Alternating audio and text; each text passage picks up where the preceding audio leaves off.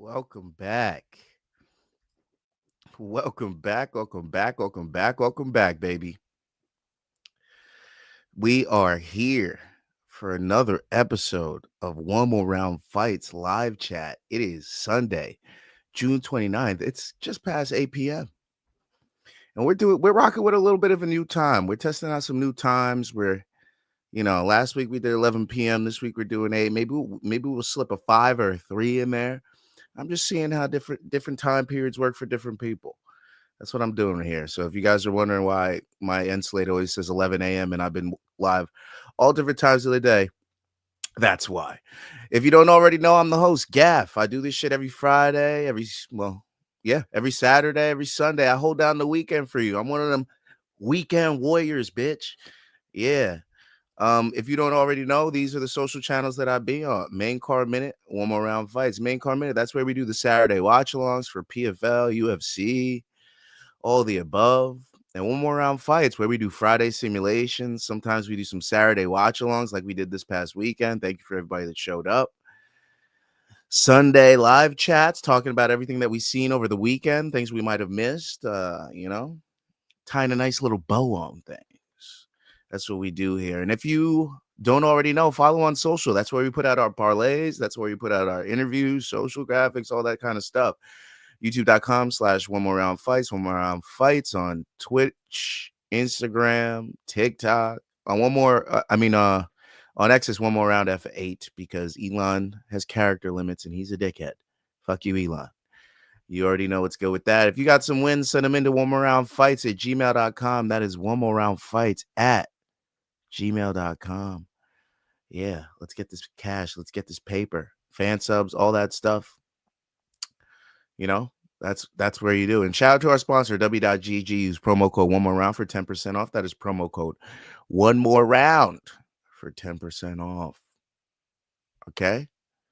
And it is what it is, man. We had a big-ass weekend in MMA and boxing, bro. We had 3 different separate boxing events. We had 2 separate MMA events, not including all the regional MMA events. There was Flex Fight Series on Long Island in Patchogue today. There was there was a lot of stuff going on this weekend. It was a big combat sports weekend. I don't know about you guys if you noticed, but it for sure was for me. Wheels up in the house. Cheers, brother. Cheers. I'm feeling that hangover from that scotch yesterday. The porcelain throne was not having a good morning. Rob Laurie says, "What's going on, fellow donks? What's good, brother? I'm chilling out. A little Sunday night, fun day night, playing a little games with the boys, sipping water, trying to stay hydrated. You feel me? Because the scotch was flowing last night. The scotch was flowing. Of course, you hear that ice clinking around in that water. It's summertime, baby. You got to freeze your water every now and then let that thing melt. You feel me? Get that ice water. Feel like you get that shit from a glacier. That's what I be doing. Do you see Sean Strickland get into it in one of the fighters at Tough Enough? Yeah, I saw that. He submitted his friend, and then the friend gives him, suck it, and flips him off. And then Chris Curtis was walking over aggressively, but just to tell the guy, hey, man, you don't do that shit. But Sean Strickland was walking over there aggressively to fucking put some hands on that guy. He hit him with a 1-2, and then he had to get restrained by some other guy, the other guy ripping his shirt as he got Sean Strickland away from him. So, yeah, that was definitely very interesting to see over the weekend. I would definitely not taunt better fighters of a fighter that you just beat up, and you kind of just barely beat up. Let's be honest. Like, he got caught in the sub. And then you're going to be talking all that shit. Like, if I were you, I'd be watching my back every time I go to a gym because they got friends in circles. And yeah, you might be eating a punch or 2 more in some training sessions and some spars here and there. So good luck to that guy. You don't want to build enemies in the MMA game, especially at the low level. I mean, you can start doing that shit when you get to the UFC, but damn, dog, those are not the people you want coming after you. Sean Strickland is a bona fide psychopath. He is Trevor from GTA. Don't fuck with that guy. Infrared says, looks like you gained some subs from the 317 Combat Companion. Hell yeah, I did, bro. Thank you. I appreciate everybody that showed up. We didn't hit the sub goal of 450, but we're like 7 away. Hopefully, if we could get it before the end of the weekend, it would still be a success. All I need is 7 subs, and we'll hit our 450 sub goal. So hopefully we can hit that. But yeah, plenty of things happened this weekend, and it's my job here to come on down and put a little bow on things. So Yeah, we're gonna get started just in a second here. Mendenhall said very striking that Van's entire run was completed between Tracy Cortez's 2 fights. The fact that Van was able to accomplish all of that so quickly between Cortez's fights is crazy. That is pretty crazy. We'll talk about Joshua Van. Also, I did a fighter spotlight on Joshua Van not too long ago. So if you guys are itching for some Joshua Van lore, go ahead and look on the One More Round Fights YouTube page. Scroll down to, you guessed it, fighter spotlights, and then you'll see Joshua Van is one of the very last ones we did, if not the second to last, the very last one we did. So yeah, we got one coming today too. Don't worry, I got a good one for you guys for fighter spotlight of the week. But without further ado, let's get into it, baby. Topic 1: Ilia Topuria TKOs Charles Do Bronx Oliveira in the very first round with vicious overhand right knockout power. This thing he is a corked ball of muscle ready to unleash. And unfortunately for Charles, that unleashed right on his chin and exploded, folding him into a chair. And unfortunately, he fell to the mat and received another 2 punches from Ilia Topuria afterwards. Not a good look, but Ilia had to do what he had to do because, again, the referee did not get there in time. This was the second time we saw that tonight. Well, that night. So, yeah, Ilia Topuria lives up to the hype.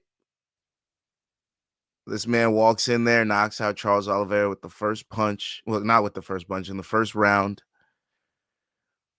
Round 1, 2 minutes and 27 seconds. Ilia Topuria wins the vacant lightweight title, and he is your undisputed UFC lightweight champion. Wow, what a win. Now, afterwards, this dude walks into the octagon, gets his first belt, has someone bring over his second belt, and poses with both belts like he's still the featherweight and the lightweight champion. I get it. It's a good photo. It looks great. But let's not get it twisted. He's not a champion of 2 divisions. He just has 2 belts from 2 divisions. Okay? So that's why he was doing that. It's more of a symbolism thing, just so he can get the pictures for now, because as you saw that he said at the post-fight press conference, he's looking for a 3rd belt. He's got room for a 3rd belt underneath. He's got one on each shoulder, and he's got room on his waist. So he is looking at that Islam Makhachev and Jack Della Maddalena fight happening later on this year, and probably salivating. But he's salivating at something else as well, because right after his win, a blonde fellow with a mop top stepped into the octagon and stepped right to him, saying, "Good on you, bud. You looked great. You got the knockout, but you can't knock me out. Scousers don't get knocked out." And you know who said that? Oh, yeah. It was Patty motherfucking Pimblett. Patty the Batty walks into that octagon right up to Ilia Topuria, talks shit to him face to face, more like chest to face, but you know what I mean. And he sets up a matchup in the future. I don't know if that's the next matchup. I see a bunch of matchups at lightweight that can happen, but Patty the Batty definitely letting it be known that he wants that fight, and Ilia Topuria letting it be known that he wants that fight, because he ends up pushing Patty. Not the greatest looking push. Not the greatest looking push. The optics on it were pretty bad because it looked really dainty, because he had 2 belts on either shoulder and he didn't want to drop them. But the point got across that he doesn't like the guy, and he would love a matchup with Patty so he can knock him out. And Patty would love that matchup because he doesn't think he can get knocked out, and that he would control Ilia and beat him. I'd love to see that matchup, but that's not the only matchup I'd like to see. I'd also like to see Justin Gaethje. I know the Patty fight just made itself. I know. But man, wouldn't you want to see 2 bangers going at it? Gaethje fully healed, took a lot of time off. We've seen what taking a lot of time off can do for guys like Beneil Dariush. So Gaethje hasn't fought in a long time. Nice and healed from that KO from Max Holloway. He beat up Fiziev. Got a couple knockdowns in that fight, and a fight he didn't even have to really take. Okay. I like that fight as well. But obviously, the Paddy fight makes the most sense. It has the most hype. It already has a built-in backstory. He's a rising contender. The time feels now because you never know what can happen. And yeah, it would look great if Paddy got in there for a title next. The problem here is that UFC brass doesn't seem to like it. Dana White saying to the media afterwards that I didn't like that. I didn't authorize that. That wasn't supposed to happen. They set that up themselves, essentially. And yeah, he didn't like that happened. But it is what it is. The fans like it, and he's going to grow to like it because he's going to see how those numbers trend. And they're going to trend very well.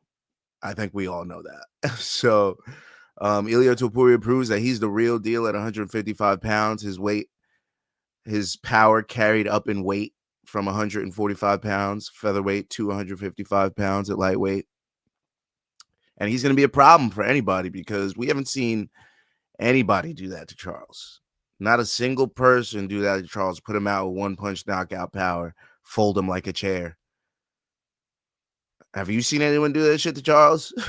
I mean, when they knock him out, it's a few punches. They hurt him and then they finish it up. But it's never just like, boop, oh, he's out. Oh, my God, he's dead. That's what it felt like, man. It was tough. He's frozen in time. Like Luke Thomas would say, he went to the land of wind and ghost. And Ilia Topuria knocked him the fuck out, man. That was crazy. If built correctly, Paddy and Ilia would be the best stadium show the UFC has ever put on. It would be crazy. I believe it would be the highest grossing and most anticipated fight, right? It would be. It would be. But what if they waited one more fight for it to build? Like they made Paddy fight Gagey and made Arman fight Ilia, and they both happened to win. Or something like that. I'm not saying that exact matchup, but something like that where each of them got one solid win in, one more, and then we did it. I know the risk is not worth it, but I feel like it is a little early for this fight. Just a little bit. First title defense. Rob says, it looks like Charles was a bit stronger than Topuria in some of the clinches and grappling, did it seem like? It did, but Ilia got away. And then keep in mind that when Charles tried to get the takedown, he almost got Ilia down, and Ilia had enough strength to turn the takedown around and end up in top control on Charles and landing in Charles's guard. So he's definitely strong enough for 155 pounds, but a more powerful wrestler like Arman would probably be a problem for Ilia, which is why he's probably avoiding him. Let's be honest, because Charles definitely isn't the greatest wrestler. He's a great grappler, but not the greatest wrestler. If you get a good wrestler, it's a different fucking fight for Ilia Topuria. No Arman versus Topuria. I think that'll be a big challenge for Topuria. They got to keep Arman away from him, honestly, as long as they can. At least until Topuria can get that 70 fight, because I feel like Arman's the guy to end it. They're both like rich kids from fucking, you know what I mean? They were like caviar eating rich kids, but Arman's just a little bit bigger. So it is what it is. Hey, oh, a lot of breaks in the house. What up? But yeah, can't wait to see what matchups come out of that. Seriously, man. Lightweight just got so interesting. Now on to flyweight. The flyweight division has a champion, and his name is Alexandre Pantoja. Okay? Alexandre Pantoja defeats Kai Kara-France by submission. This was round 3, 1 minute and 55 seconds, and he defends his flyweight title yet again. Yeah, Pantoja on his way to one of the best flyweight champions we've ever had. This is now 4 defenses for him. 4 defenses. He won the belt against Brandon Moreno. He defended against Brandon Royval, Steve Erceg, Kai Asakura, and now Kai Kara-France. Kais don't do well against Alexandre. Kais don't do well against Alexandre. That's 2 in a row, baby. Alexandre Pantoja pulls off the nice rear naked choke. And now there's only a couple matchups left for him. I mean, if we're talking about the Kai Kara-France fight with Alexandre Pantoja, this was the second time that they fought, and they looked the exact same as they did in the first fight. I was saying when I was watching the fight, I would love a side-by-side mirror of the first fight and the second fight in the first round because it looked very identical to me. The exact same things were happening.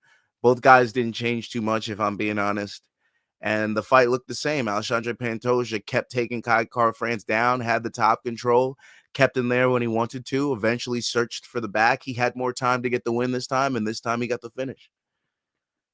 Alexandre Pantoja was relentless in getting that submission, and he finally got it in the third round. Kai fought as long as he could, but eventually he had to give up.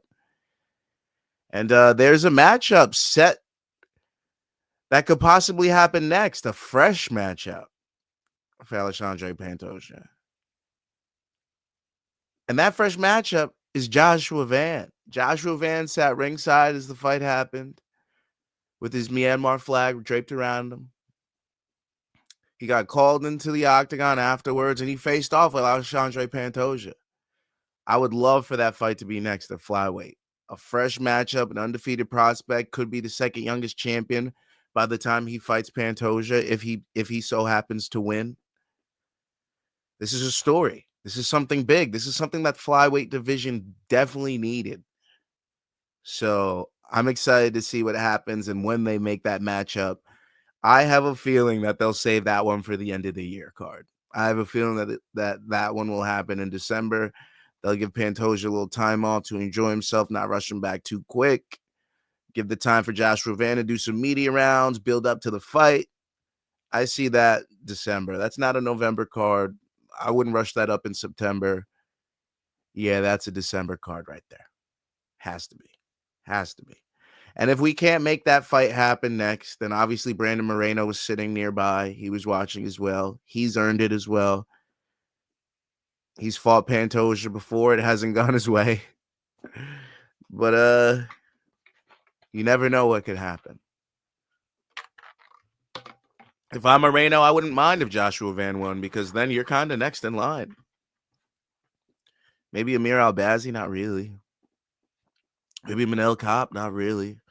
You know? As for Kai Kara-France, Manel Kopp or Brandon Moreno. If Brandon Moreno ain't getting that, let him fight Kai Kara-France for the second time. Kai Kara-France was winning that first matchup against Brandon Moreno and then ate a body kick and crumbled. Lost the fight by TKO. So that rematch will be fun as well. I could see either of those matchups. But yeah. Interesting fight. Interesting fight. Also for Charles Oliveira, what about Holloway after he beats up Poirier? You know? What about that? That would be a fun matchup, right? I'd love to see that. Give him a chance to get one back from Max. He won't, but give him a chance to get one back. Get Max a chance to jump in into that top 5 real easy. If he's not already there. What are the rankings like at 55? Oh, he's already there. But he could take Charles' spot for sure. Because Islam's going to bounce out of the rankings. I don't foresee them pushing him down to 1. Ilya's just going to take his spot at the championship. The rankings are going to stay the same. So, yeah. It is what it is. Topuria is the man. Yeah, a lot of breaks. Got us some cash last night. How's everything? Nice event, huh? I have no complaints, sir. I have no complaints. Main event. If Red says the cannibal is the perfect nickname for this man. If Pantoja doesn't move up in the pound for pound rankings, then I don't know. He should have been higher in the rankings already. Regardless, most overlooked, talented fighter and active as hell. I agree. People were shitting on me when I was like, "Yo, Pantoja being one of our flyweight goats." I'm like, who the fuck else is a flyweight goat besides DJ? I mean, fucking Cejudo didn't stick around and defend as much as Pantoja has. So, I mean, there's Davison, there's Brandon Moreno, but it's been interesting. It's been interesting at flyweight. I feel like Pantoja, and he has wins over a lot of those guys too. I'm just saying, Pantoja's a problem, bro. You think Van can do what Kai Card couldn't and keep it on the feet? I don't, but I think that he'll have a good late round or two that could make it interesting.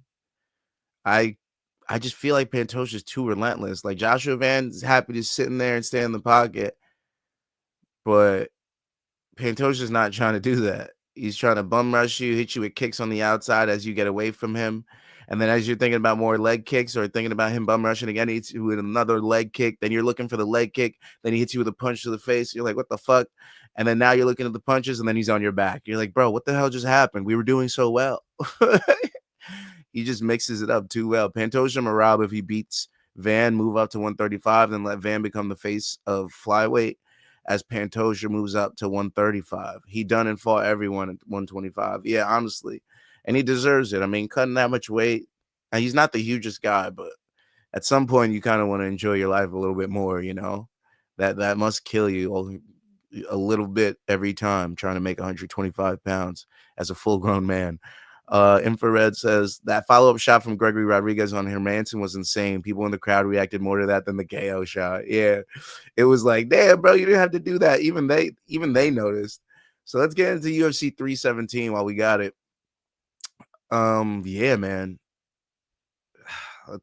We already talked about Topuria knocking out Charles. We already talked about Pantoja defeating Kai by submission. Brandon Royval and Joshua Van had a fight of the year candidate. Okay. If you got any friends that haven't seen a solid MMA fight in a long time, I hope they were watching UFC 317 with you. I hope that you'll point them to that fight in the future. If they're like, yo, I need a real good fight. Which fight should I watch? And I don't want to see slow heavyweights. I want to see like a lot of action. Just guys going toe to toe, swinging, landing shots, people getting hurt. I'll tell them to go watch Joshua Van versus Brandon Royval at UFC 317.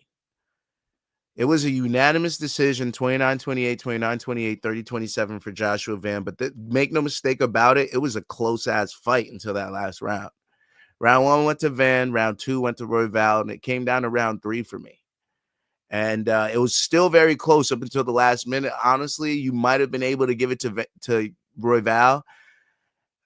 But then Van started to land a couple shots, and then he drops Royval, effectively making it a Joshua Van fight, stealing it in the final last minute of the fight. Joshua Van earned that win, and he was the rightful winner of that fight. Make no mistake about it. But that fight was an absolute fucking war. A war, I tell you. An absolute fucking barn burner. Fire, flames, Fantastic Four, motherfucking craziness. Okay? I loved every second of that fight. I was losing my shit when that fight was going down. It was one of my favorite fights of the year. That's an instant fight of the year candidate. I for me, that's 1 or 2 right now. I don't even know what number 1 is. I have to look back, but I'm not going to instantly give it number 1. I'm going to have to put it at number 2 for now until I look at something else. I look at some of these wars that have happened. I mean, even just last week, we got a fucking war with Nazim Siddiqov and Nicholas Mata. That's got to be considered as well. So, yeah, we got some crazy fights this year, man. Crazy freaking fights. But Joshua Van gets himself a possible title shot after this, and Brandon Royval gets himself a possible rematch after this. We'll see what happens. Beneil Dariush defeats Renato Moicano via unanimous decision, 29-28, 29-28, 29-28. He used his veteran savvy. He healed after his more than a year, I think it was a year and a half time off from his last fight, healing from the last 2 first-round KOs, got his head right, got his chin right, got his fight IQ right, went in there, took rounds 2 and 3 from from Renato Moicano. Renato Moicano hurts him at the end of round 1, drops Beneil Dariush in a round that Dariush was probably going to win, and then controls Moicano for the entirety of round 2 and beats him up and does more of the same for most of round 3. Beneil Dariush earned that win, and I'm excited to see what he gets next. I mean, beating a guy like Renato Moicano, who just fought for the title, he's not ranked higher than him, so it doesn't really do anything for Beneil Dariush, but it sets him up for a possible matchup with a guy like Dan Hooker, you know, possibly the winner of the Max Holloway-Poirier fight. Sets up Dariush for a lot of things, a lot of fun matchups. I mean, if he lost that, he'd be looking at like a Chandler matchup, a Grant Dawson matchup, and neither of those favor Dariush for my money. So, yeah, shout out to Beneil Dariush beating Renato Moicano. Money Moicano did not fulfill his prophecies. We all lost with money this time. It is what it is. Beneil Dariush looked good, and I'm not taking shit away from him. And the last fight on the main card was Peyton Talbot defeats Felipe Lima by unanimous decision. You're welcome. I told you our boy wasn't going out like that twice. Everybody and their mama was on Felipe Lima, but not us.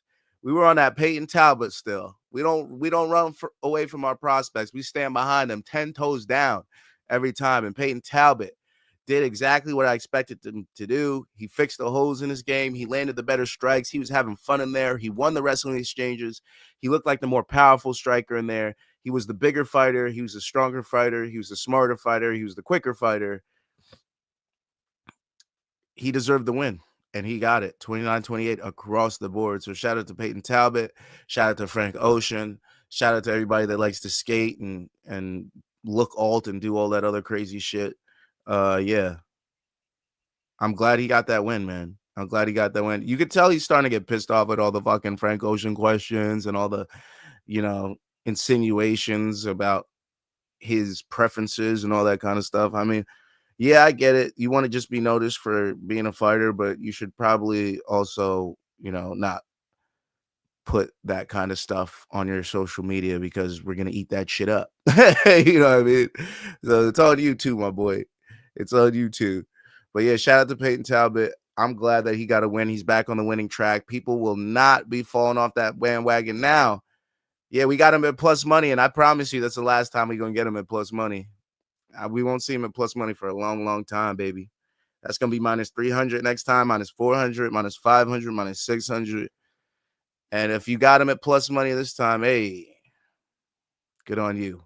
Good on you. And I'm glad you listened to me. I'm on the prelims. On the prelims, Gregory Rodriguez defeats Jack Hermanson via KO punch. Round 1, 4 minutes and 21 seconds. Gregory Rodriguez lands a huge punch on Jack Hermanson. Crucifies the man. He falls completely back, arms out. Lenny Kravitz flyaway style. Falls straight to his back, bounces his head off the canvas, and Gregory Rodriguez takes a second, looks at him, knows that he's out. He's like, yeah, fuck it, the ref's not here yet. Lands another vicious strike to Jack Hermanson. Jack Hermanson was already well out, and the crowd reacted pretty crazily to that second follow-up shot. I mean, this was definitely in the range of Michael Bisping and Dan Henderson. This was definitely in that range. Very close to that range, if not superseding that range. All right. I mean, this was a vicious shot, and Jack Hermanson was out for a long time. I'm talking 3 to 5 minutes. He was out. They couldn't wake him up. This was a bad one, but I was glad to see that Jack Hermanson got back up. I was glad to see that Gregory Rodriguez got himself a nice win. And yeah, when Jack goes up against powerful strikers, he gets knocked out. That's like the 5th time this has happened, And Gregory Rodriguez has now 11 knockouts on his record. So yeah, it is what it is. That's what happened. Jose Delgado defeats Haider Emil via KO, knee and punches, 26 seconds into round 1. If you're looking for a fun, quick knockout of guys that just decided to go in there and bang, and then one found out who the fuck the other was, yeah, that's Jose Delgado versus Haider Emil. I mean, Jose Delgado took him out quick, dude. Quick. And some would say that the referee stoppage was a little early. I wouldn't say that. I would say that it was perfect timing. Haider Emil was still out on his feet after it stopped. So, yeah. Tracy Cortez defeats Vivian Araujo via unanimous decision, 30-27 across the board. It was what it was. We expected that to happen. We went with the plus money fighter. It didn't work out for us this time. There's plenty more female fights for us to bet on. Tracy Cortez looked absolutely fantastic. She looked good on the feet. She was controlling on top. She looked great, man. What can I say? Vivian gassed out, had nothing for her in the later rounds. Tracy Cortez probably could have done a little more to finish the fight.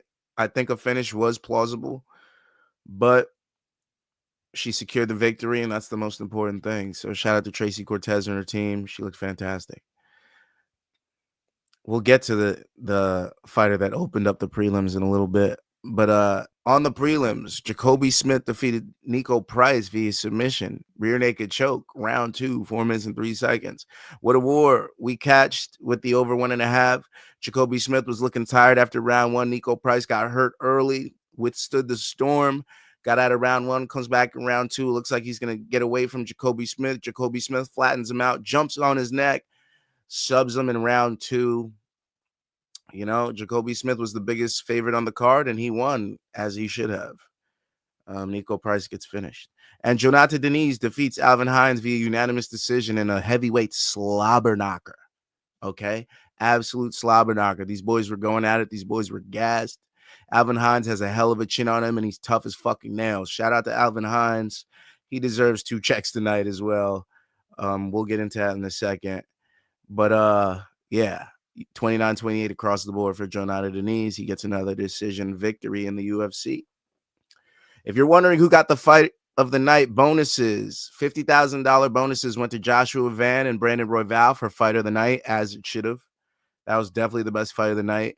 And obviously, Ilia Topuria gets 1 performance of the night bonus with his vicious knockout of Charles Oliveira, and Gregory Rodriguez gets the other $50,000 for the performance of the night bonus, knocking out Jack Hermanson with his vicious knockout as well.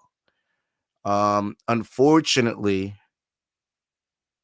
T-Rex didn't get that $50K bonus that we were hoping that he'd get. It is what it is. If you're wondering, Dana White said he was also going to give Brandon Royval his win money because that was a hell of a fight. So Brandon Royval got his show money, his win money, and the $50,000 bonus for that hell of a fight that he put on with Joshua Matt. And yeah, that's my coverage of UFC 317. You feel me? 2 back-to-back cards on the same solid fight last week with Nazim and 317, Van and Royval. Shout out to both of them for putting it on the line. Yeah, that was a crazy freaking fight, man. I'm so glad we got to watch that flyweight madness. Dariush was chinny, and I think after when Joe was interviewing him, he looked like he kind of knew he was getting old, not taking anything away from what he did. It was a great fight. Yeah, shout out to Beneil Dariush. He did great, man. He took on a very game opponent, somebody who just fought for the title, and he beat him in every aspect of the game. He did get hurt, but he withstood the storm, and he was fine.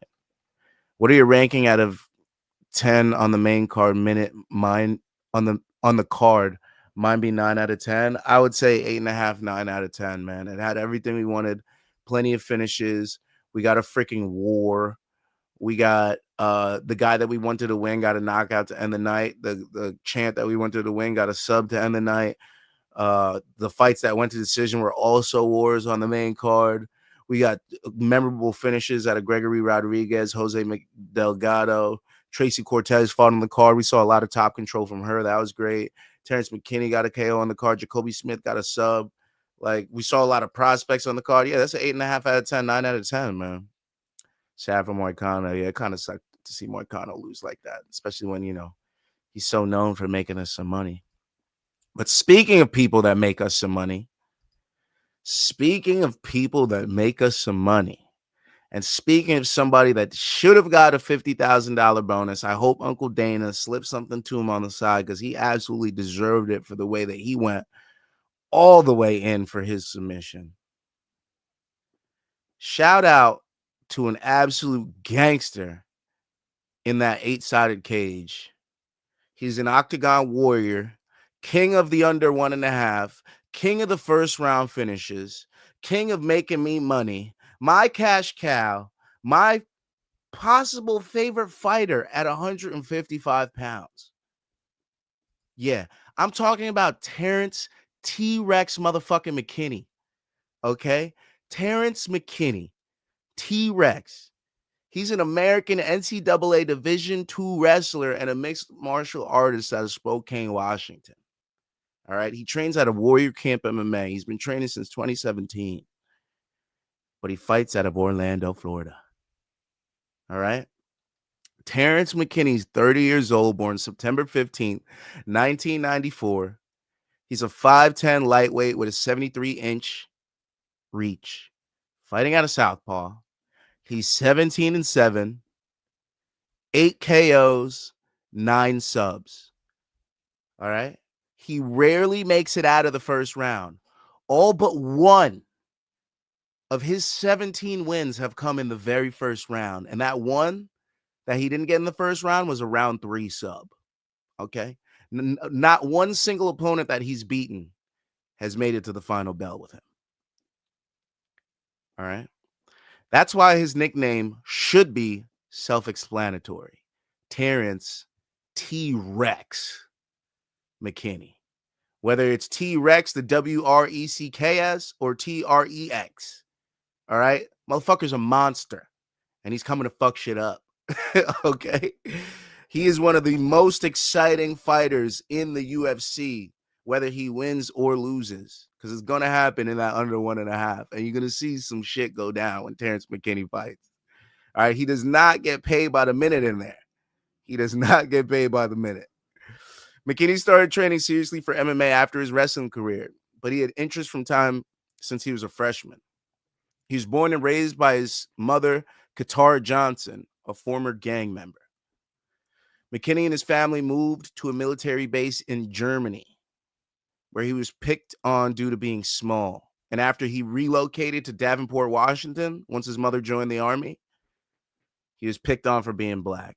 I mean, that was a common thing a few years ago, especially in suburban areas, rural areas as well, obviously. McKinney eventually ended up in Spokane, Washington in 2007, where he took up wrestling. He was a 2-time WIAA state champion out of Shadle Park High School and a Fargo All-American in freestyle wrestling. He was the 6th-ranked senior recruit in the country, and McKinney considered skipping college wrestling to jump into MMA, but eventually conceded and decided that he was going to pursue wrestling.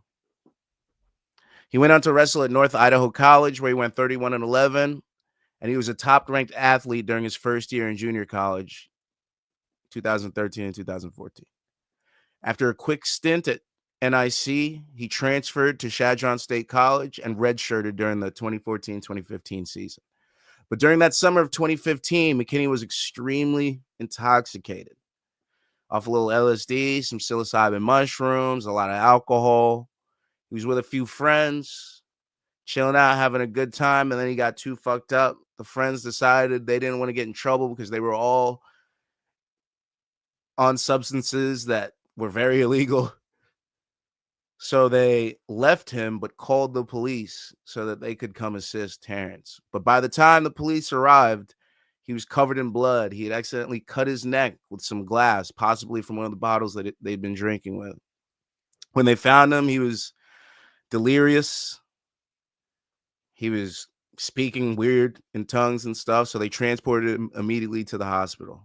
And in that ambulance on the way to the hospital, his heartbeat stopped twice. He technically died twice in that ambulance. Okay. He was resuscitated, and obviously he was later stable. His family was contacted, all that. He was okay. Those officers saved his life. So in return to pay back those officers that saved his life, he served as a leader of the Youth Police Initiative. He told his story and the incident many years later, and he uses that story as a way to spread positivity to youth and other people considering, getting into changing their lives for the better and getting into sports, as opposed to the things that they're doing now and getting into drugs and alcohol and other stuff like that. This is a direct quote from Terrance McKinney. "I was so embarrassed, to be honest. I was really disappointed in myself. Just seeing my mom's face in tears. She could have lost me forever, and I'm her firstborn. That was a huge game changer for me. Seeing my family members crying and sad, just seeing that inspired me to make a change. I tried to be around them every day, and I still feel that they're hurt. That pushes to me the man that I am today." McKinney wasn't kicked off that wrestling team. He actually went on to be ranked as high as 2nd in the nation in NCAA Division II wrestling during that 2015-2016 season before transferring to Notre Dame College and dropping out after one semester in order to do what he does now. Yeah, he dropped out to pursue MMA, and I really think that was the best choice he ever made, because this man should be producing $50,000 bonuses every single time that he fights. He's that type of fighter. I view him like a Justin Gaethje type fighter, a fighter that when he goes in there, he's trying to excite the crowd. He's trying to win. He's not just trying to win. He's trying to excite the fans. He's trying to be exciting. And we should really push fighters like that forward, because that's the type of fights we want to see. You guys want to push these wrestlers, these crotch grabbers. We don't want to see that. We want to see exciting fights. And Terrance McKinney is one of those fighters. After ending his college career, McKinney made his amateur mixed martial arts debut in August of 2016, winning by knockout 15 seconds into the first round. A year later, he would turn professional and went on to compile a 7-1 record. Yeah, let's go over that McKinney 7-1 record, shall we? He won his first MMA fight against Armando Best, submission rear naked choke, round 1, October 14, 2017 at Cage Sport 47. At Cage Sport 48, he beats Armando Best again, submitting him again in the first round, this time 1 minute and 23 seconds. The first time, 2 minutes and 15 seconds. Then he takes on Tyrrell Herndon. He submits him with an armbar at Cage Sport 49, February 10th of 2018 in the first round, 1 minute and 39 seconds. And then he submits Brandon Todd with a knee bar at Cage Sport 50, April 28th, 2018, round 3. All of these happened in Tacoma, Washington. All right. 4 consecutive Cage Sport events, 4 consecutive submissions, 3 of them in the first round, the 4th being in the 3rd round. Then he takes on Tyrone Henderson and loses the fight via TKO because of a leg injury that he sustained within the fight.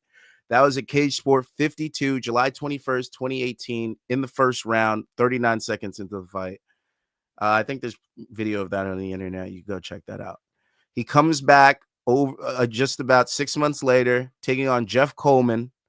He TKOs him at Excite Fight Conquest of the Cage 30, February 8th, 2019, in the very first round, a 7-second KO. Huh. He got a 7-second KO. I wonder if that'll be a theme in his career. That was at welterweight. Okay. So he started his career at featherweight. His first 3 fights were at featherweight. Then he went to lightweight on the Brandon Todd fight, went back to featherweight, lost by TKO leg injury, then came back to fight Jeff Coleman at welterweight. Okay, so he's fought at 3 weight classes in 2 promotions. Now he takes on Bobby McIntyre at Front Street Fights 19, April 19th of 2019. That's a lot of 19s.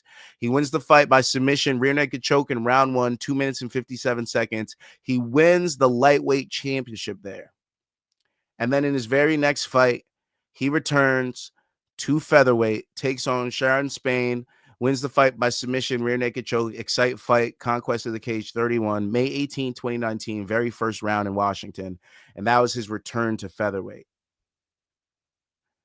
That was his last fight at featherweight. Sorry, that is not his last fight with featherweight. He stays at featherweight. He gets a shot at Dana White's Contender Series 21. This is where we see him take on Sean Woodson. Now, a little backstory before this fight. Just a wee little backstory before this fight. After finishing all his opponents, he appears on Dana White Contender Series. His goal was to get a contract, but he ends up losing by knockout to Sean Woodson. Ouch. After losing his very next fight, to Derek Minner, McKinney took time off, and a lot of time off. He loses to Derek Minner by triangle choke at Midwest CF 18, October 19th of 2019. 19s are a theme in his life, huh? In the very first round in Nebraska. Things aren't going well for Terrance McKinney.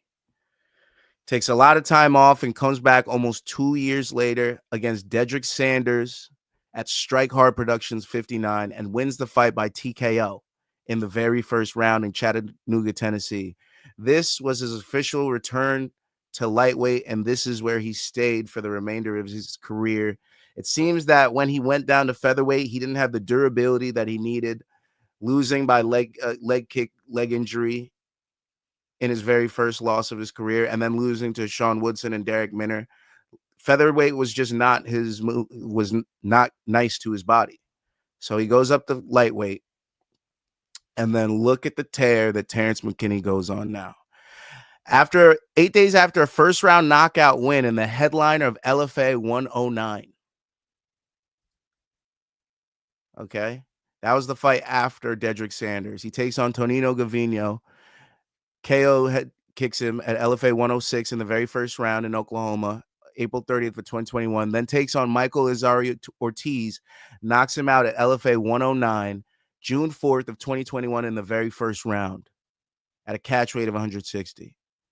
He gets a call 8 days later for June 12th, UFC 263 against Matt Favola, and he gets a round 1 TKO in 7 seconds, getting one of the fastest knockouts in lightweight UFC history. He sets the record for the fastest finish in UFC lightweight history. He also hurts himself celebrating after that fight, but we'll just gloss that over, all right? After the event, UFC President Dana White announced that even though McKinney did not receive an official performance of the night bonus, he would receive an unofficial one. Uncle Dana, let's please replicate that for Terrance McKinney, that submission that he gets at UFC 317, that deserved a bonus, a submission bonus. It definitely did. And then after that, we see the fighter that Terrance McKinney is. He submits Farazim in round 1 at UFC Fight Night Makhachev versus Green, rear naked choke, round 1, 2 minutes, 11 seconds. He loses to Drew Dober in a TKO in a fight that he was looking good in at first, March 12th, 2022, round 1, 3 minutes and 17 seconds. He submits Eric Gonzalez at UFC on ESPN Santos versus Hill with a rear naked choke, August 6th of 2022 in the very first round. Then he loses his next 2 fights to Ishmael Bonfim with a flying knee at UFC 283, January 21st of 2023, in the second round in Rio de Janeiro, Brazil. And then to Nazim Sadiqov, a submission, rear naked choke at UFC on ESPN, Home versus Bueno Silva, July 15, 2023, in the second round. Then he goes on the tear that we've seen him on now. UFC on ESPN, Luque versus Dos Anjos. He TKOs Mike Breeden, August 12th of 2023, round 1, 1 minute and 25 seconds. Follows that up with a knockout of Brandon Marat, TKO, knees and punches, UFC Fight Night, Yusuf versus Barbosa, October 14th, 2023, very first round, 20 seconds. Another one of the fastest knockouts in UFC lightweight history. Then loses by a head kick to Esteban Ribovic in a very fun fight, 1-round war for about 30 seconds that it lasted. UFC on ESPN, Lewis versus Nascimento, May 11th of 2024 in St. Louis, Missouri. And then his last 2 fights, Damir Hadzovic knocking him out, UFC Fight Night, Adesanya versus Imavov, February 1st of this year, 2025, in Riyadh, Saudi Arabia, 2 minutes and 1 second in round 1. And then Terrance McKinney does what he did on Saturday night. Fast forward, he comes in at a minus 160 favorite against Vladislav. He overwhelms him with submission attempts, first in Anaconda, then the guillotine, and he gets the tap. Relentless, gets another round 1 sub. Terrance T-Rex McKinney gets another round 1 win. And that's why Terrance T-Rex McKinney absolutely deserved to be my fighter spotlight of the week. Shout out to T-Rex. Shout out to Terrance McKinney. Shout out to JP Louise. Shout out to everybody in his camp. Shout out to his whole team, his coaches, his family, because they built us such a fantastic fighter to watch. He better have gotten a $50K bonus from Dana somehow. He better got that envelope. He better have gotten it, man, because he deserves it. He really does. Moving on. PFL 7 happened. PFL 7 happened. His fights are great. Hell yeah. I'm liking these fighter spotlights. For anyone watching who hasn't seen your Josh Van one, I strongly recommend watching it. Thank you, brother. I appreciate it, Rob. Yeah, fighter spotlights, baby. I love doing them, man. It lets me dive deep into these fighters. Lets me know their tendencies a little bit more, too. And you already know I was deep in on that Terrance McKinney under 1.5. Big deep. All right, PFL 7 happened. Let's go over what happened at PFL 7. We got some finals matchups to look forward to. Top to bottom, we got Fabian Edwards defeated Josh Silveira via unanimous decision, 29-28, 29-28, 29-28. It was an interesting fight. Josh Silveira was putting him on him early. Looked like he was going to use his pressure to beat Fabian Edwards. And then out of nowhere, Fabian Edwards finds his second win, starts landing big headshots. Big punches on Josh Silveira, gets a couple takedowns, controls him, lands some nice elbows in the clinch off the break.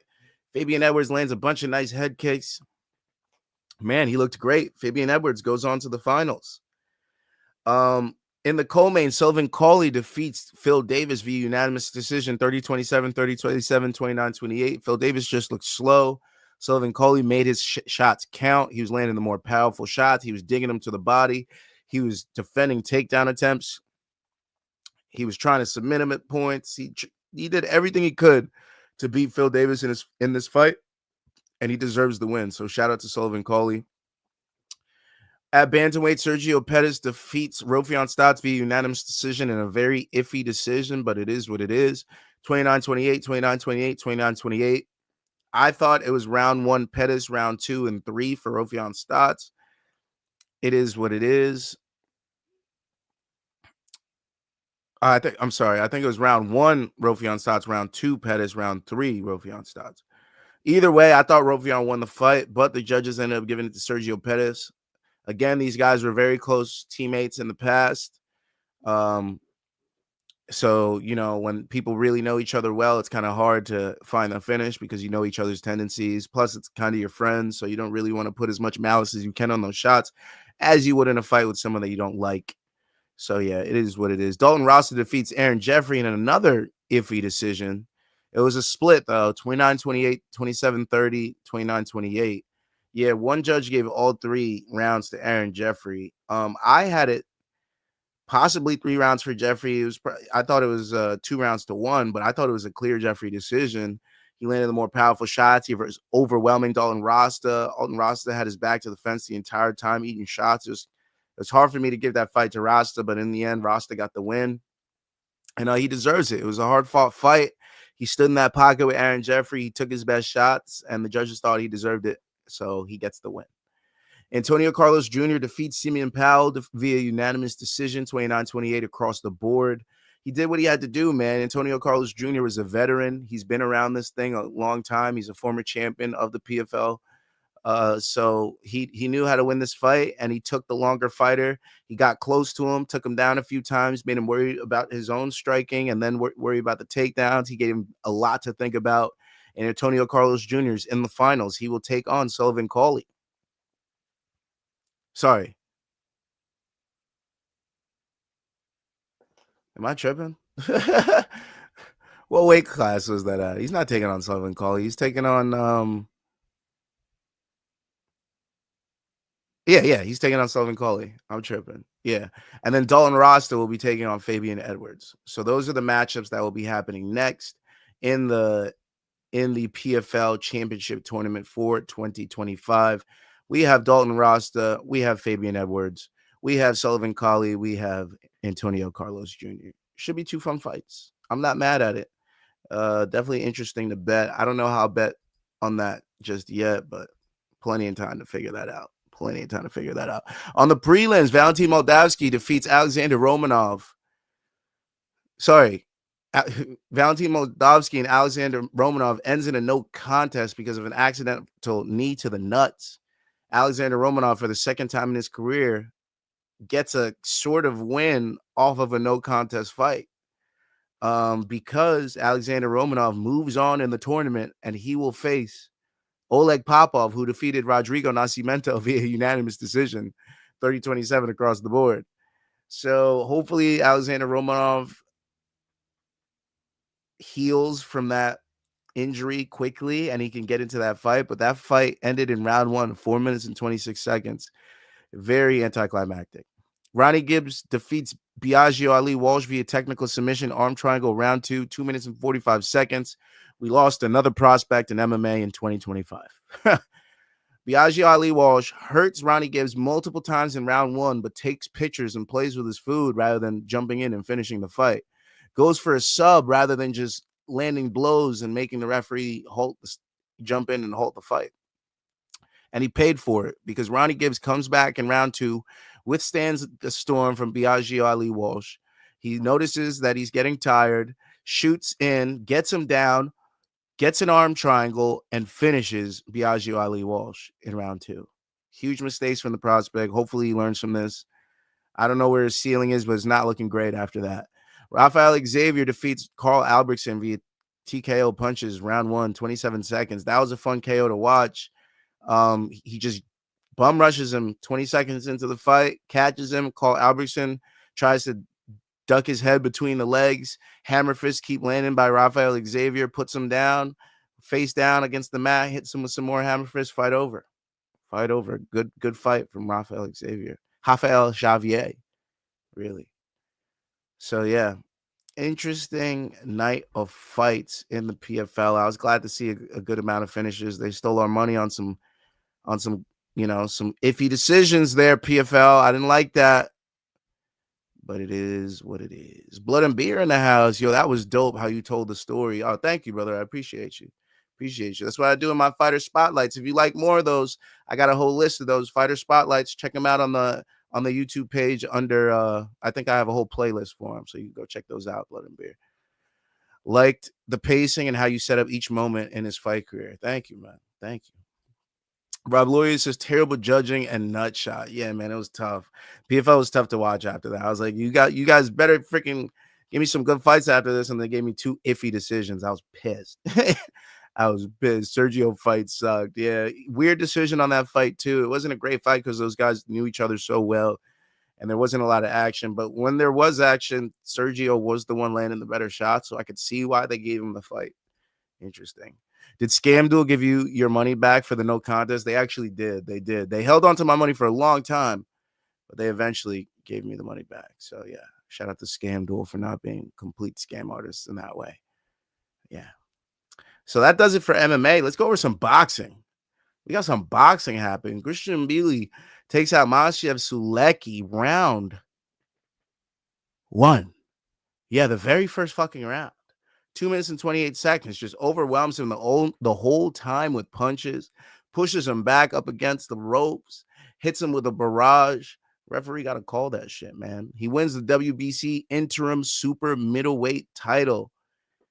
He's a problem, man. He's a problem. He's got too much power for these guys. He's taking them all out so early. That's why I said if he was going to get the knockout, it was going to happen in 1-6. If he didn't get the knockout in those first 6 rounds, it was going the distance. But little did we know it wouldn't even touch round 2. This man had way too much power. Sulecki goes down. Fight is over. All right. So shout out to him. He is the super middleweight title holder, and he's got some fun fights coming his direction.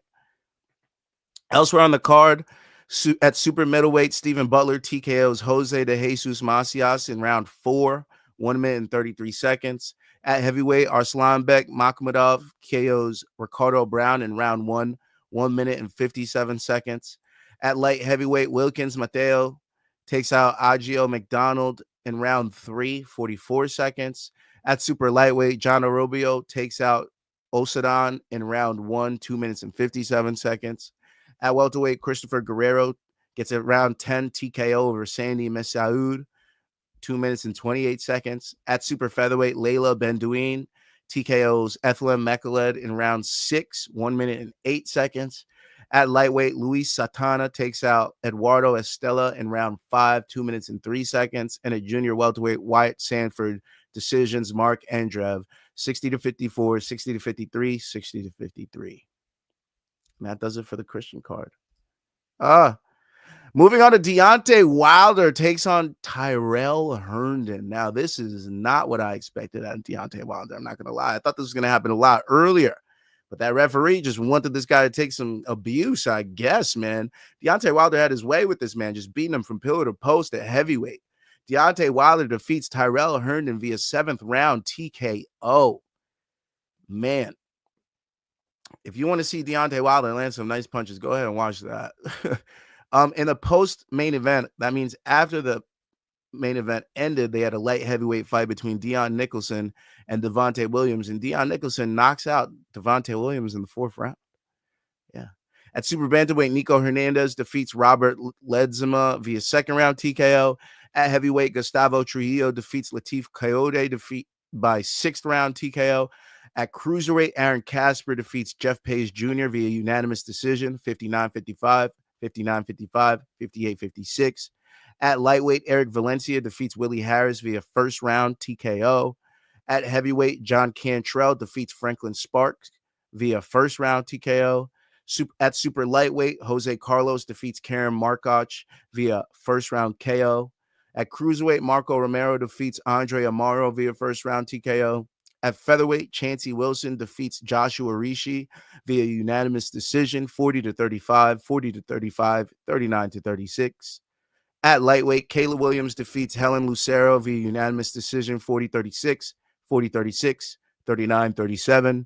And to start off the card, at super lightweight, Noah Aldana defeated General Leah via third round TKO. And that completes the coverage of the Deontay Wilder and Tyrrell Herndon card. And to finish off boxing, of course, we got to cover the Jake Paul versus Julio Cesar Chavez Jr. Jake Paul takes on Julio Cesar Chavez Jr. And all the books gave these knockout props, knockout parlays, all this stuff. Not this guy. I know the trends. I see that when they do that, they're just taking your money. It's basically the fucking at church where they pass that basket around and you're dropping dollars and shit. And that's what that is. Don't ever take those people. Don't ever take those. Lest we forget that Israel Adesanya night against Sean Strickland, they had Israel Adesanya to win boosted to plus 100. Guess what happened? He got dominated by Sean Strickland. So yeah, once I saw that, I was like, oh, this fight's going the distance. And that's what happened. Jake Paul and Julio Cesar Chavez Jr. fought the distance, all the rounds, and Jake Paul won all the rounds. It was a complete rout. He won every single second of the fight. He was technically better. He was the bigger fighter. He was the quicker fighter. A lot of people were talking shit that he's not fighting a legit boxer. He fought a legit boxer, and he won. You cannot take that away from Jake Paul. I know a lot of people are going to talk shit, say this and that, blah, blah, blah. But, man, his resume is hard to argue against. The people that he's beaten, the people he's finished, the boxers that he's faced, they weren't landslide losses when he's lost. They were close fights. So Jake Paul is legit as a boxer. I'm excited to see who he gets matched up next because now it's got to be real boxers. I feel like this was the last of the not real boxers that we can see Jake Paul fight against that we can feel comfortable seeing these fights anymore. I don't want to see him fight Roy Jones Jr. I don't want to see any of that shit. If you're fighting a boxer, you need to fight somebody within the ages of 38 and 30. Or let's just say under 38. Okay? It's got to be legit boxing rules. And maybe let's have him fight for like an interim title or something. But I think it's time. I think this was the last one that we could have of Jake Paul fighting these not real all the way in boxers. We need to see him against proven talent. And I can't wait to see who he fights next, if I'm being honest. Elsewhere on the card, Gilberto Zurdo Ramirez defeats Uniel Dorticos via unanimous decision, 115-112, 115-112, 117-110. Shout out to that decision win. I gave you guys that pick as well. Hopefully you cashed on that. I didn't put any money on boxing this weekend. I didn't. I was too busy with MMA. I was too busy running the stream. I was doing shit. I couldn't do it. Raul Curiel defeats Victor Rodriguez via fourth round TKO, 2 minutes and 9 seconds. Julian Rodriguez defeats Avius Griffin via 10th round KO, 2 minutes and 55 seconds. And Floyd Schofield defeats Tevin Farmer via first round TKO, 1 minute 18 seconds. That should be noted because Floyd Schofield's a pretty good fighter, and so is Tevin Farmer. And Tevin Farmer is notoriously hard to finish. The one time he was finished, it was via injury or retirement, something like that. So for Floyd Schofield to be able to take him out in the very first round, that says a lot about Floyd Schofield. So, yeah, shout out to Floyd and his team. He's a problem. On the prelims, our girl Holly Holm defeats Yolanda Vega via unanimous decision. Y'all must have forgot. Y'all must have forgot about Holly Holm. I told you she was going to win by decision. You guys wanted to listen to the media. Don't listen to the fucking media. Listen to me, okay? The media was like, yeah, she's the younger fighter. She's the quicker fighter. She's more active. But Holly hasn't boxed in years. You forgot how good Holly was at boxing, bro? Y'all must have forgot. That was Holly's first shit before she got into MMA. Are you joking?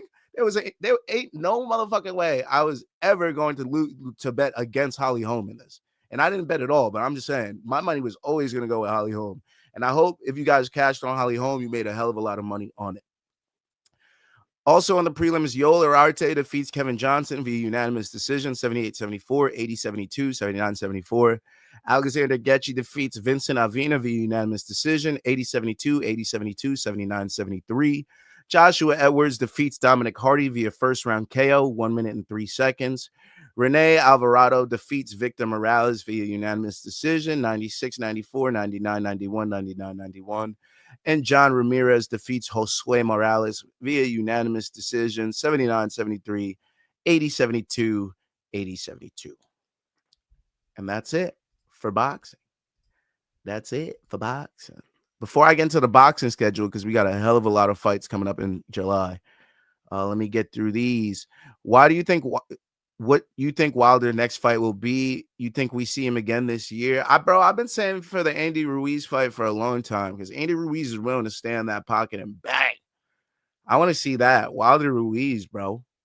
Why haven't we seen that yet? I want it. I want it. I need it. Asians or Latinas? Both.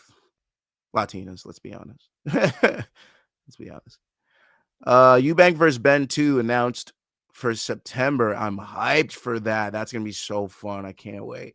Finally, because September was looking weak. We only had the Canelo fight really in September. So I'm like, what the hell's going on?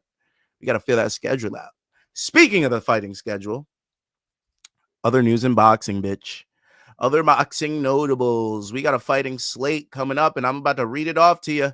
Next week in Manchester, England, on DAZN, we got Jack Catterall versus Harlem Eubank, 12 rounds at welterweight. Also on the card, we got Joe Cordina taking on Jared Gonzalez-Quiros at 10 rounds at lightweight. July 11th on Netflix in New York, Katie Taylor, Amanda Serrano, 10 rounds for Taylor's undisputed junior welterweight championship. July 12th in Queens on DAZN, Edgar Berlanga versus Hamzi Shiraz, 12 rounds at middleweight. Also, we got title fights on the card. Shakur Stevenson versus William Cepeda, 12 rounds for Stevenson's WBC lightweight title. Albert Puello versus Subriel Matias, 12 rounds for Puello's WBC junior welterweight title. And we also have David Morrell versus Imam Kataev, 12 rounds at light heavyweight. That's going to be a banger in New York on July 12th. Also on July 12th in El Paso, Texas, on DAZN, we have a title fight between Stephanie Hahn and Bexy Mateus, 10 rounds for Hahn's WBA women's lightweight title. July 19th in Las Vegas, we have a title fight between Manny Pacquiao and Mario Barrios. 12 rounds for Barrios' WBC welterweight title. Also a title fight on the card, Sebastian Fundora versus Tim Tszyu. 12 rounds for Fundora's WBC and WBO junior middleweight titles. We also have Isaac Cruz versus Angel Fierro, 12 rounds at junior welterweight on the card. And Brandon Figueiredo versus Joel Gonzalez, 12 rounds at featherweight. Sorry, Joette Gonzalez, not Joel. Joette. July 19th must be a big boxing night because we got three cards that night. Also, July 19th, Frisco, Texas, on DAZN. DAZN just throwing mad cards on the same night. Title fight between Jesse Bam Rodriguez, love me some Bam Rodriguez, versus Kafu. 12 rounds for Rodriguez's WBC junior bantamweight title, and Kafu's WBO junior bantamweight title. Also on the card, Diego Pacheco is taking on Trevor McCumbee. You remember Trevor McCumbee from taking on Caleb Plant. 12 rounds at super middleweight. July 19th in London on DAZN pay-per-view as well. Title fight between Alexander Usyk and Daniel Dubois. 12 rounds for Usyk's WBC, WBO, and WBA heavyweight titles, and for Dubois' IBF heavyweight title. Also on the card, Lawrence Okoli is taking on Kevin Lerena, 12 rounds at heavyweight. That might be the next challenger for Alexander Usyk. You never know. July 26th in New York on ESPN and ESPN Plus, we have a title fight between Xander Zayas and Jorge Garcia. 12 rounds for the vacant WBO junior middleweight title. Also on the card, Bruce Shushu Carrington is taking on Mateus Eita. 12 rounds for the vacant WBC interim featherweight title. July 26th in Detroit on DAZN, a title fight between the GWOAT, Claressa Shields. She's taking on Lonnie Daniels. 10 rounds for Shields' undisputed heavyweight championship. Women's Heavyweight Championship. And also on the card, Samantha Worthington is taking on Victoire Pitot. 10 rounds for the vacant WBA Women's Junior Welterweight Interim title. August 2nd in Chicago on DAZN, Oscar Duarte is taking on Kenneth Sims Jr. 12 rounds at Junior Welterweight. August 16th in Riyadh, Saudi Arabia on DAZN, we have Moses Itauma taking on Dillian White. 12 rounds at heavyweight. And September 13th, we already know, Canelo Alvarez, Terrence Crawford. 12 rounds for Alvarez's undisputed super middleweight championship. Can't fucking wait. The money is on Bud. Hell yeah. And that's it. That completes my coverage of boxing. Yo, you guys should do a live stream for Dubois Usyk. That's going to be a banger too. We should. Depending on what's going on that week, I think we should. If not, maybe I will. I was thinking about going into the Jake Paul fight after the UFC card, and I was like, I've been live 6 hours. Let me get the fuck up out of here, eat some food. And I dogged me some pizza. I dogged it. Technically, this is not really this week's wins, but I just wanted to highlight it that I gave you guys this parlay. Terrance McKinney, Alexandre Pantoja, Ilia Topuria. And yes, it fucking cashed. You're welcome. You're welcome. You're welcome. Speaking of wins, let's get into my picks. For PFL MENA 2. I don't have too many yet. I still got to dive deeper on the card. So far, I only like 2 guys on the card. And I don't even know if we could bet them, so this might be just me talking to the air, talking to the wall, talking to the fucking nothing. But Omar El Dafraoui, I got big vibes out of this guy. I like him to win. They love him over there. He's a fan favorite. I expect him to win. And Muhammad Al-Kara, I also expect him to win as well. That is on the PFL MENA 2 card that is happening, I believe, the day before. July 4th, possibly. Maybe it's July 5th. I forget. But picks on PFL Europe 2. There's only 4 names that you must keep. There's only 3 names that you must hammer into your fucking head right now. Taylor Lapilus. Hammer it into your fucking head right now. Taylor Lapilus. Ibrahim Ibragimov. Okay? And Paulina Wisniewska. Paulina Wisniewska is the only person that I feel can stand and bang with Dakota Ditcheva. That is very high regards that I'm giving right now. Okay?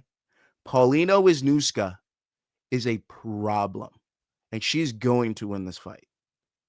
Paulina Wisniewska, do not forget that, please. She's going to win. You come back next week, show me how much you want off her. Okay? She's going to win. Also, I like Matisse Zaharovs, and I like Patrick Harbour. I don't feel Danny Roberts. I'm sorry. I know he's a UFC vet. I know he stands there and bangs. He's a tough guy. He's been winning, all that stuff. I like Patrick Harbour. All right? It is what it is. It is what it is. So those are my 5 people. Pat, Taylor Lapilus, Ibrahim Ibragimov. His brother's probably going to win as well.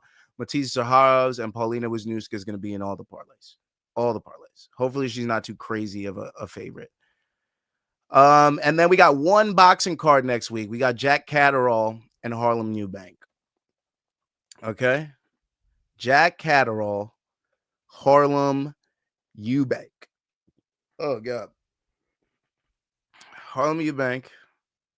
Out to the UK, obviously. You know? He's a solid fighter. But we're talking about Jack Catterall, bro. In his prime. Jack Catterall. I know he lost to Arnold Barboza Jr., but that was a split decision, y'all. It could have been him fighting Teo. I'm just saying. He lost to Josh Taylor, but Josh Taylor was on a freaking streak at that time, and that was also a split decision. That just shows you how good Jack Catterall is. He's not the type of fighter that's going to overwhelm you with a KO. And I think Harlem Eubank's good enough to stay in the fight. So my pick for that fight is a Jack Catterall unanimous decision. Not just a Jack Catterall decision. A Jack Catterall unanimous decision. Okay, so that's my pick for that card. and for boxing. And that's it for me, yo. That's it for me. Yo, sponsors, hit me up. Sponsors, hit me up, dude. I like bud. I like food. I like drinks. I like toothpicks. I love these tea tree mint therapy toothpicks when I'm not blazing, when I'm working and shit. I love those. I love to be sponsored by them. Hit me up. Freeze pipes, hit me up. The fuck is you doing? You could have me literally put this shit out in front for every stream. Look, I'm using my freeze pipe and then take my rip before the main card. Like freeze pipes. You're leaving money on the table. If somebody knows freeze pipes, contact them motherfuckers before we get too big and we don't even use them. All right. But you get the point. Hopefully we can hit our goal. You already know the sub goal, 450. If you got a burner account, help me get to that 450 sub goal before the night ends, bro. I think we're at like 4. I don't even know where my phone is. I don't even have it on me, but I think we're at like 443 still. Possibly. What are we at? Let's get to 450, yo. You got a burner, go ahead and use it. Come on, baby. Let's get to 450. Let's do it, please. Yeah, I'm at 445. We need 5 more, guys. We need 5 more. So help me get to that 450 goal up top there. 450, please. I appreciate you guys. Appreciate you. And let's get to these comments real quick. Sounds like the PFL. I don't know if I can bet. Yeah, for MENA. Thanks, Gav. Keep up the great work on the up and up. I appreciate it, brother. Appreciate it. So I'm gonna get up out of here. It's Sunday night. You know, there's fucking the WNBA. I don't know. Go watch something. I think there's a little baseball left on. Tech School will probably threw like 19 strikeouts. Who knows? But I'm getting up out of here. I'm going to enjoy the rest of the night. You guys enjoy the rest of your Sunday. Chill out. Don't forget to follow on social. Scan the QR code below. If you're not already a fan of this channel, if you're not already subscribed, scan that QR code and you're right there for One More Round Fights. We do the watch-alongs on Saturdays on the main card minute. That's where you can also catch me, but all my content is usually right here. Don't forget to check out the fighter spotlights if you haven't before. Check out all the content on the channel. We also do simulations on Fridays for the events. No simulation this week as there is no UFC this Saturday.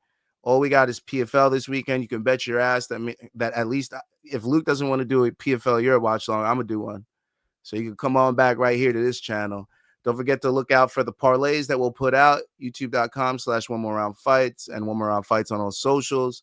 If you get some wins off this channel, send them into onemoreroundfights@gmail.com. And that's it for me, y'all.